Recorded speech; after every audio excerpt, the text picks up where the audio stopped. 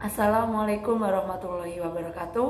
Perkenalkan, nama saya Karoma Isnaini, NIM 01200073 dari kelas B PJKR Angkatan 2020. Di sini saya akan menyajikan langkah-langkah untuk mencari uji korelasi berganda simultan. Oke, baik, langsung saja. Sebelum kita menuju ke langkah-langkah untuk mencari uji korelasi berganda simultan, alangkah lebih baiknya kita mengetahui terlebih dahulu definisi dari uji korelasi berganda itu sendiri.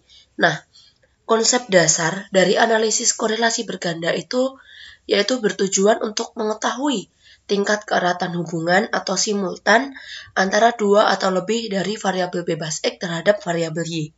Nah, untuk langkah pertama yaitu kita menyiapkan data terlebih dahulu.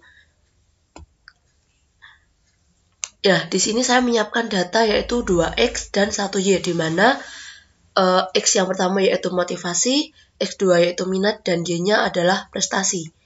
Nah, kemudian kita kembali ke SPSS, kita menuju ke variabel view. Pada kolom name yang pertama, kita isi dengan X1, kolom name kedua kita isi dengan X2, dan kolom ketiga kita isi dengan Y. Nah, setelah itu pada label X1 kita isi dengan data yang kita buat yaitu motivasi, X2 kita isi dengan minat, dan Y kita isi dengan prestasi.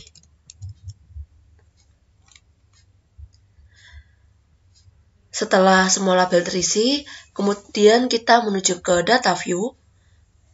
Nah, di sini kita akan menginput semua data yang telah kita buat di Excel tadi sesuai dengan variabelnya masing-masing. Kita copy semua data, kemudian kita kopas di SPSS. Nah, setelah semua data terinput, kemudian kita klik Analyze. Setelah kita klik Analyze, kita klik Regression.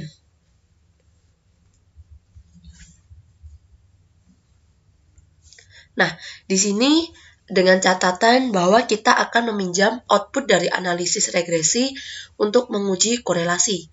Selanjutnya kita klik Linear. Nah, setelah itu akan muncul kotak dialog, lalu variabel X1 dan X2-nya kita pindahkan menuju ke independen.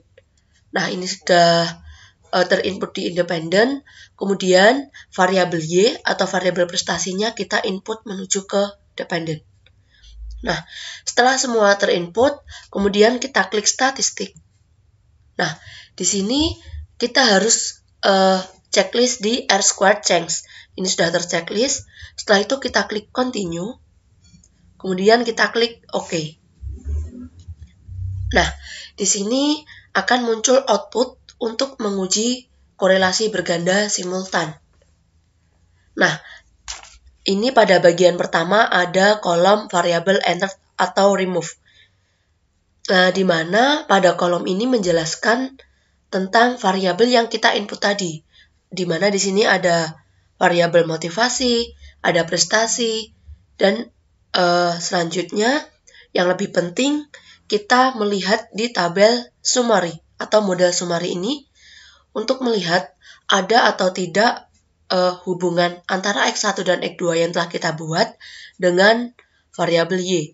Nah, di mana tadi motivasi dan juga minat apakah berhubungan dengan prestasi. Nah, di sini kita lihat pada nilai signifikansi pada tabel summary pada bagian sig F change ini, pada bagian ini. Nah, di sini kita harus melihat dasar pengambilan keputusan terlebih dahulu. Untuk dasar pengambilan keputusannya yaitu jika nilai sig F change-nya itu kurang dari 0,05, maka data itu dinyatakan berkorelasi. Akan tetapi, jika nilai signifikansi F change-nya lebih dari 0,05, maka dinyatakan tidak berkorelasi. Nah, Setelah itu kita harus melihat juga untuk pedoman derajat hubungannya. Yang pertama yaitu jika nilai percent correlation-nya 0,00 sampai dengan 0,20, maka dinyatakan tidak ada korelasi. Yang kedua, jika nilai percent correlation 0,21 sampai dengan 0,40, maka dinyatakan sebagai korelasi lemah. Yang ketiga, jika nilai percent correlation 0,41 sampai dengan 0,60, maka dinyatakan korelasi sedang. Yang keempat, nilai percent correlation 0,61 sampai dengan 0,80 dinyatakan korelasi kuat. Dan yang terakhir, jika nilai percent correlation-nya 0,81 sampai dengan 1,00, maka dinyatakan korelasi sempurna.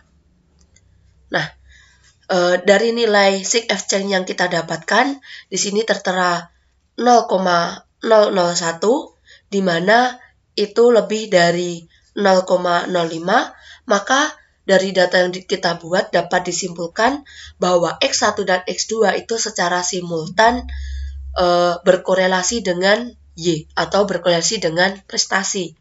Nah, setelah itu untuk melihat tingkat keeratan dari nilai tersebut adalah dengan melihat R-nya. Nah, ini R-nya yang artinya nilai koefisien korelasi di sini diperoleh 0,696, di mana di sini dapat dilihat bahwa derajat hubungan antara variabel X1 dan X2 terhadap Y merupakan sebuah korelasi yang kuat. Nah, jika ada pertanyaan, lalu bagaimana jika nilai signifikansinya itu tepat di angka 0,05? Maka cara membandingkannya yaitu dengan membandingkan R hitung dengan R tabel. Nah, di sini cara membandingkannya yaitu dengan R hitung dan R tabel. Kemudian yang kedua yaitu dengan melihat jika R hitung lebih dari R tabel, maka dinyatakan berhubungan. Nah, yang ketiga, jika R hitung kurang dari R tabel, maka dinyatakan tidak berhubungan. Mungkin sekian langkah-langkah untuk mencari uji korelasi berganda simultan dari saya. Kurang lebihnya mohon maaf. Wassalamualaikum warahmatullahi wabarakatuh.